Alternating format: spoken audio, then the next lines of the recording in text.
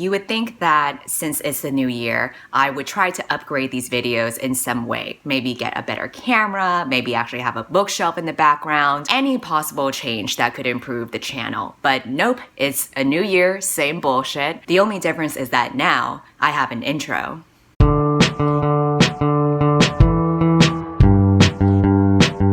How was that? Did you guys like that? It was pretty simple. I made it in like 5 minutes. The art was done by Moi Moi on Instagram, who did it completely on their own without me asking them to. So thank you so much for the really cute art that actually made me look way cuter and more aesthetically pleasing than I truly am. Today I'm going to do my December wrap up, but before we get into that, I also wanted to do kind of an overview of all of the books that I've read in 2018 and give some what I hope will be interesting stats of the trends of books that I've been reading. And I actually was not planning on doing this, but I was inspired by a comment that said, I think it would be funny if you ever did a video of how much money you saved by using your library if you purchased them new through physical copy, used, or new via ebook. I personally think people don't think how much money we spend on books that we may not enjoy and take up a lot of space. So I thought that this was a great idea because apparently me exclusively reading from the library is like a strange concept to BookTube. So I went ahead and made a spreadsheet of all of the books I've read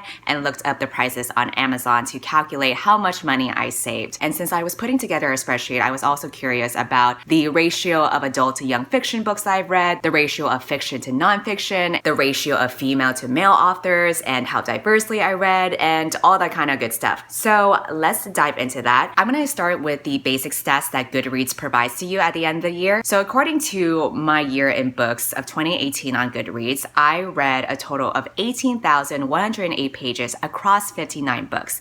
And I know that number is going to bug a lot of people because they're going to be like, why didn't you just read 60 books? You could have just read a picture book and then had it be even. The answer is I don't give a fuck, okay? I did not care enough to read another book just for the sake of making it an even number. When I read, I really just read whatever I want without the number of it in mind. So it just so happened that I read 59 books. I had no desire to kick it up to 60. So yeah, deal with it. Also, it's not about the quantity of books that you read. It's about the quality of the books. And that's why my average rating is 3.1. Listen, we all know that I'm a fickle bitch. This should not be a surprise to people, but to be honest, I am kind of let down that my average rating is so low, and I'm hoping that in 2019 I will increase it a little bit. I do feel hopeful about the books that I'll be reading because just the ones I plan on reading in January, I have pretty good expectations for that I'll enjoy them. But honestly, who the fuck knows? Because I already read 2 books in 2019 already, and that actually lowered my average rating to 3.09. So the shortest book that I read was Sea Prayer, and it was 48 pages. The longest book that I read is War Storm by Victoria Aveyard. It was 662 pages. Honestly, I don't know why the fuck I read this series because I literally stopped caring about it since book 2. But here we are, and that's why my average rating is so damn low. I did read the entire book in one day because I was reading it on a plane ride. Thank God for that, because if I had just read it on my own accord, it probably would have taken me forever. The average length of the books I've read is 306 pages, which I think is a pretty decent number. The most popular book that I've read is All the Light We Cannot See by Anthony Doerr. 824,000 people have read it, and you know what? It fucking deserves it because it's a good book. I also read this in December. We'll talk about it in a few minutes. The least popular book that I've read is How to Write Better Copy by Steve Harrison. Only 76 people have also read this book. Not surprised because people usually don't read books about writing copy.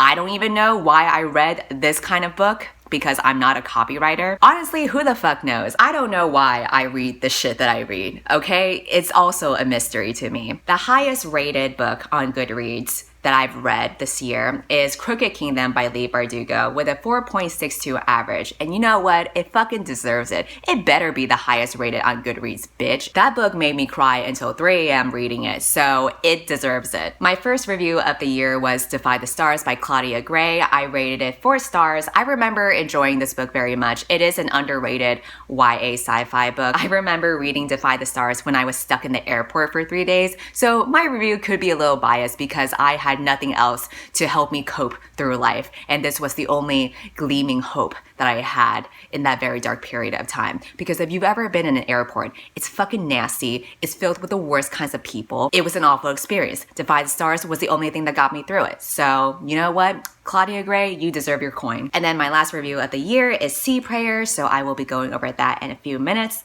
Let's jump over to the spreadsheet that I created. Actually, I should sit over here so that you get like a better view of the spreadsheet. I'm gonna go ahead and post a link to the spreadsheet in the description box so that you can check it out if you, for some reason, care. The way that I've separated the categories is through title, author, genre, and then I broke down the ratio between adult versus young adult, fiction versus nonfiction. I put what my ratings were for that. I put the author's gender. I put the author's race because we're gonna get into that shit. And I also put the Amazon price. So there are a lot of different variables when it comes to the prices of books because you can purchase them via hardback or paperback. You can purchase them new or used or ebook or whatever. In the interest of time, because I was doing this kind of last minute at the end of 2018, I just went ahead and used the Amazon price that's first listed out to you. And I based it off of the formats that I read it from the library. So if I read it via hardback from the library, I chose the hardback prices from Amazon. So that's just my rationale behind it. I have not spent money on any of these books. More specifically, out of 59 books, I got 56 of them from the library. And then the other 4 were just borrowed or I won them from a giveaway or whatever. I added those miscellaneous notes in one of the columns as well. So out of So out of 59 books, I rated 5 stars to only 6 books. And with that in mind, my average rating on Goodreads should not be a surprise because doing the math, only 10% of the books I have read this year had 5 stars. And out of 59 books, I read 39 female authors, which makes my reading demographic 70% female. I am not surprised by that either. I am more heavily slanted towards female authors because I tend to prefer their way of writing characters. Here was a surprising statistic to me. I was comparing the ratio of adult to young adult books that I've read, and I've actually read 36 adult books and 23 young adult books. So that makes the ratio 61% adult and 39% young adult. That was very surprising to me because I think, and I'm sure the general consensus on BookTube is that I'm considered like a young adult reviewer, but maybe that's just because the young adult books I read tend to be more popular. However, I do think that when it comes to fiction, I read majority young adult. The majority of the adult books I've read are nonfiction. I do plan on changing that in 2019, not because I'm trying to be more balanced or whatever, but just because reading the Grisha trilogy has really burnt me out from YA. So I'm probably going to be reading more adult in 2019. I've also read 26 nonfiction books, so that makes it 44% of the books that I've read this year. When it comes to diversity, I read 42 white authors, which makes it 71% of the books that I've read this year. I was not surprised by this. I know that I read mostly white authors. Yeah, that's the conclusion. I'm basically a racist bitch.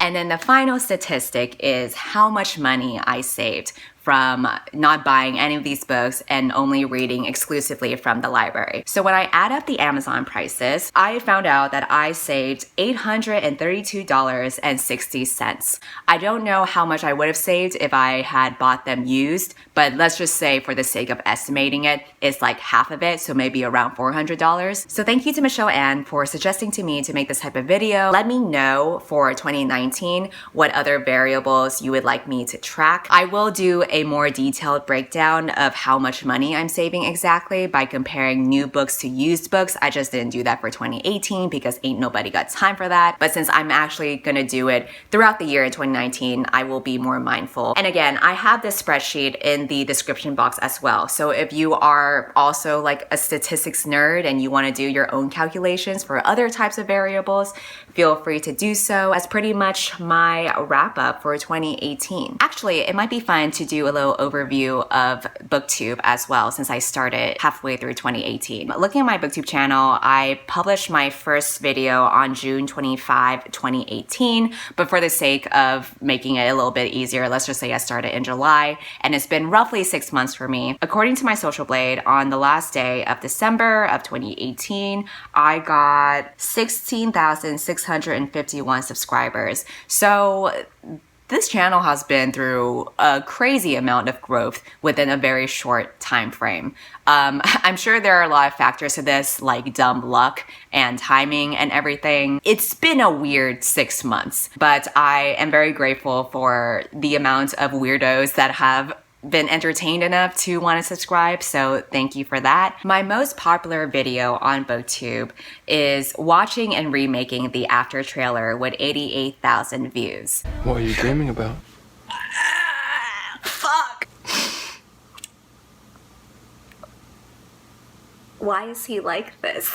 This was also the video with the most dislikes I've ever received and the most hate comments I've ever received. I had over 800 thumbs down. I don't even know how many hate comments I got. Basically, I really pissed off the After fandom when I posted that video. Many 12-year-olds were twisting their panties. Many people were very, very defensive over some nobody saying their opinion on the internet. But I guess that's BookTube in a nutshell for you. The second most popular video that I posted is the discussion video on BookTube consumerism, where I talked about why I only own 4 books. That got over 52,000 views. It unexpectedly went kind of viral on BookTube, and I don't know, I guess people just thought it was like crazy for someone to own 4 books. When it comes to people hoarding a bunch of books versus not having any at all, my opinion is, who gives a fuck? The only reason why I even made that video was because Jackie sent me Six of Crows and Crooked Kingdom in the mail, and I really wanted to talk about it and shout it out to her. I just felt like talking about my bookish habits. I didn't think that people would be like,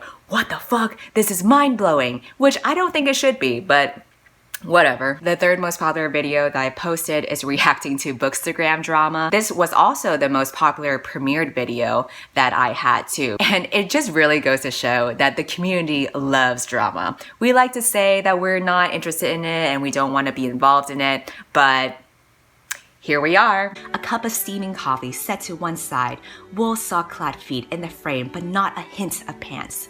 They're reading, but suggestively. What the fuck are you talking about? It was a fun video though, because the article that I talked about was just so ridiculous that I just had to make fun of it. So we had a good time slut-shaming those bookstagrammers who dared to show their kneecaps. The fourth most popular BookTube video, and also the favorite one that I've made so far, is the Basic Bitch BookTube newbie tag. This one got over 20,000 views. I can't wait to talk about these books and film myself literally shoving up John Green books up my vagina. It's so much fun. You know, some Sarah J Maas up my Sarah J ass. Hashtag just girly things. I really enjoyed making this one because it was a music video that celebrated the women and non-binary people of BookTube, and I had a fun time just putting it all together. It was a nice feel-good video. Maybe I liked it because I wasn't involved in a music video either, so that's always a plus. And then the last video of my top 5 videos of this year was unboxing Soapgate. This got over 17,000 views, and I also really enjoyed making that video. That was when I had just gotten into Book Twitter, and Book Twitter was all up in arms because there was a subscription box for A Court of Thorns and Roses, I think it's called, by Sarah J Maas, and it was an 18+ box that you could order to receive smutty love letters from the characters and also get soap that was crafted to look like a dildo. People are literally pulling out dildo soaps in front of the camera and twirling it around and going, oh my god, this is so cute. Would you just look at it? Just look at it. No, bitch, I don't want to look at it. Get your crusty ass dick soap out of my face. Can't believe the shit I'm seeing. Fucking seeing you guys waving it around like it's a fucking Harry Potter wand. It was hilarious. That shit is still fucking funny to me. And then some of the runner-ups after the top 5 were my Six of Crows Netflix trailer and my Six of Crows in a Nutshell meme video. Those were also fun to make. I do plan on making a Six of Crows Vine edition in 2019, so keep an eye out for that. I think that is about it that I can think of for the stats for my booktube. Thanks for being on this weird journey with me. I guess we'll move on to my December wrap up now. Okay, change in plans. I looked through the footage and decided that this video is already too long to squeeze in a December wrap up. So I'm just gonna go ahead and leave this video as only about my 2018 stats. But while we're here, I realized that there are a couple other things that I could kind of just round up from 2018. The first thing is my top 5 books. It is quite easy to do that since I basically only rated 6 books as 5-star reads, and 2 of them are part of the same series anyway. So we're gonna go ahead and just rank them for funsies. Out of my 5-star reads, I'm gonna go ahead and merge Six of Crows and Crooked Kingdom together and put them as my number 1 spot. Nobody is surprised. The reason why I am putting this series as my number 1 pick for 2018 is because I am just naturally biased towards character-driven stories, and the duology does the characters really well. All 6 characters have such great development over the course of the series. They each have personal background stories, they have internal conflicts, they have a story arc that you get to see from beginning to end. It's a really solid ensemble of characters. Even the relationships that the characters have with each other, whether it's romantic or platonic, are done really well. It also has a lot of representation in terms of racial diversity, sexuality, and even disabilities of certain characters, as well as people who struggle with PTSD and OCD. And the writing is also really good. There are a lot of great quotes that I could pull out from the book, but I think what really sealed the deal for me to place it in my number 1 spot is because I read it during a time when I was starting to relapse a little bit in my depression, and I think I just read it at a good time for that, because seeing the characters go through the trauma that they went through, but seeing how they try to survive and just fight through it despite the difficulties and pain of their life was inspiring to me, particularly Inej's character and her story arc. I was moved to tears by the ending, not just because of the sad parts that happened, but also for the very emotionally satisfying happy parts as well. So not only do I think that the story is well written and has great character development, the book has also resonated with me on a personal level, and that is why I am putting it as number 1. So yeah, it's fucking rock solid.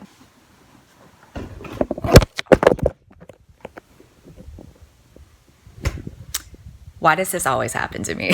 My second favorite book of 2018 is gonna be The Seven Husbands of Evelyn Hugo. This is also not a surprise to anybody. It's totally not the kind of genre or the type of story that I would read, but I think that it has universal appeal to everyone, no matter what genre you are typically into. And it's because the characters feel so real and so human, especially Evelyn Hugo. You're following her entire life story from when she was a young girl all the way to when she is 70 years old. And you really go through all the trials and tribulations and all the love and loss that she goes through, and it's just this whole fucking journey that feels so emotionally satisfying and rewarding. Another really strong part about the book is just the portrayal of relationships, whether it's romantic or platonic. They all feel really real, and all the side characters feel real. The book is a great exploration of relationships because it deals with all of them in such an honest and flawed way. The bi representation is really great. I do wish there was a bit more for the Cuban representation, but other than that, I do think the book is nearly perfect. And my third favorite book of 2018 is All the Light We Cannot See by Anthony Doerr.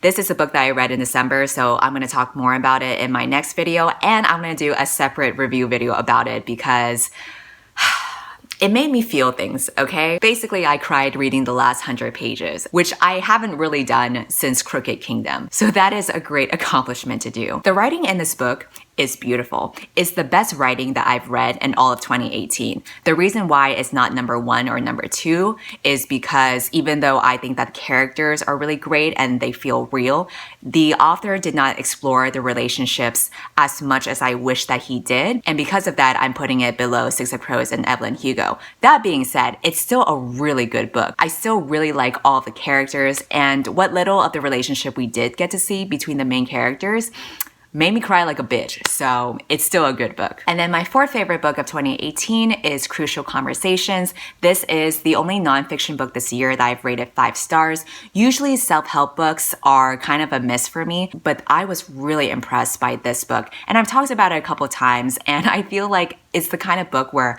everybody should read it because communication is such an important skill that you need, whether it's for work or for relationships.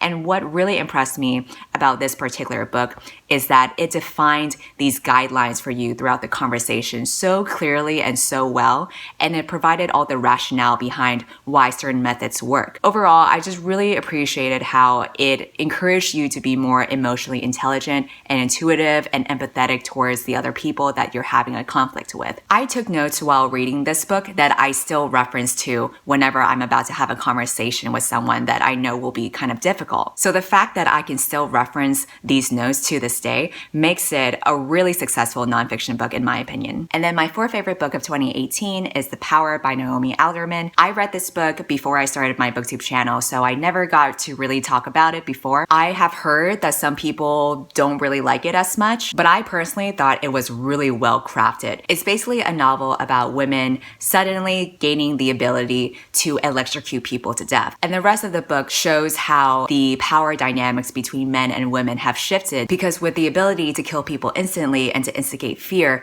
that changes a lot of these social dynamics we're so used to before, because now women can finally retaliate against assault or political injustice or pretty much anything that you can think of. So it's kind of like this new world order that is set in place. And I think that the way that the author approached it was so well done, because each character's perspective that you followed had a purpose to the story. She constructed the book in a way where even the author's note and the editor's note at the beginning and the end were still tied to the story. So it was like really meta, because the editor's note made it seem like we were still living in a universe where women had the power. But most importantly, I really appreciated how the book wasn't just about women reclaiming power, and it wasn't like feminism 101.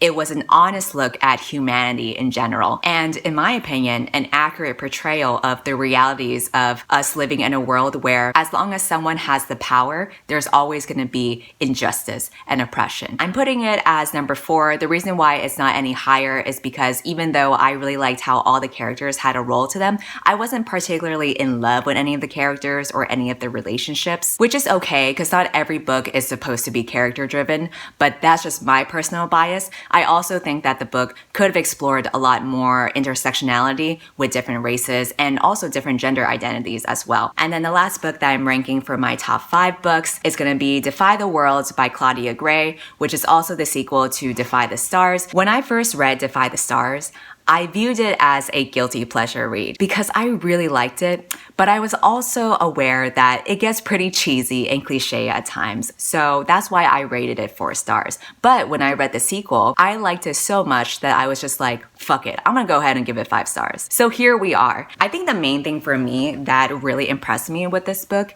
is the portrayal of the romantic relationship between the two main characters.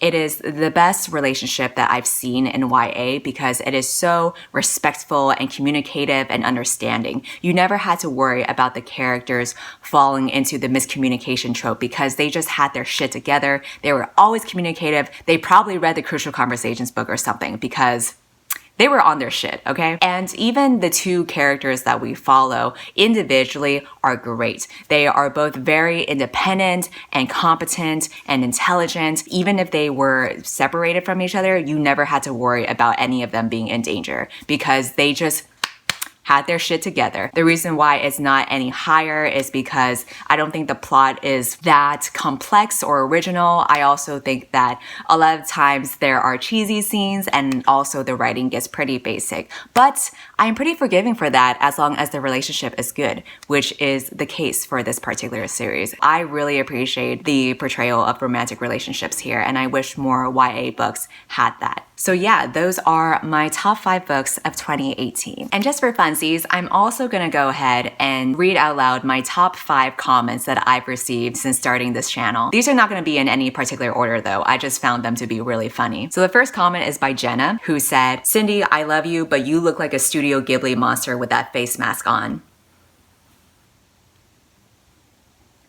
True. but also I look like a Studio Ghibli monster when I take my mask off anyway. Second comment is by Blonde with a Book. She posted this during one of my reading vlogs and she said, take a shot every time you say Darkling's whore. The third comment is by Summer with CJ, who posted this on my video of the after trailer. During the trailer, the main male character destroys a bookshelf with a guitar, and I had no idea why he was doing that, but Summer with CJ explained to me, he yeetus the cheetus at the booksheltus after he beatus his meatus.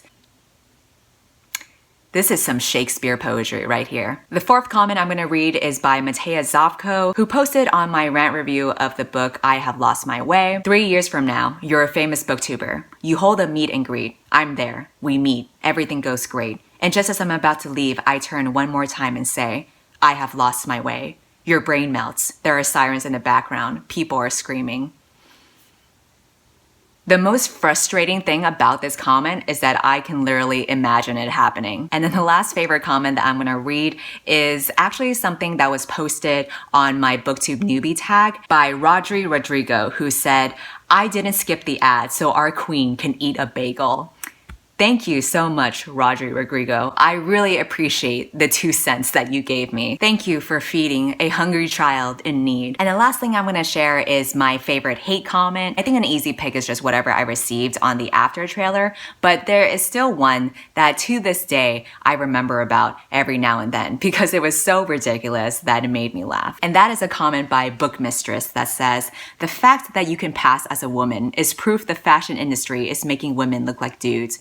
Cross-dressing dudes. I just hope everyone is aware you are a dude and stay out of our bathrooms. I don't know what it is about this comment, but it is my favorite hate comment that I've received so far. Usually when you leave a hate comment, it has something to do with the video, but this one was just completely unrelated to the video whatsoever. It was a comment on my consumerism video and it touched nothing upon the topic that I talked about. It was entirely based on an assumption and it was meant to offend an entire demographic that I was not even a part of. I think that's what makes it so fucking funny. And it randomly insulted the fashion industry as well. So it was just this whole conglomeration of things. I would honestly rather be the person receiving these comments instead of an actual transgender person. So please keep them coming. I find them hilarious. And for the record, I do use both women's and men's restrooms because when you need to pee, ain't nobody got time to care about gender norms. So yeah, those are my stats and rankings for 2018. I have had a really good year on BookTube. I know that I technically haven't been on here for a year.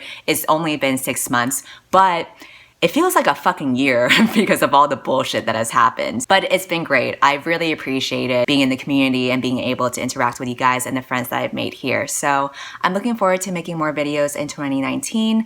And thank you guys for watching my videos for whatever reason you are. I will see you guys later for my December wrap up. Bye. I see you at the movies. I see you with your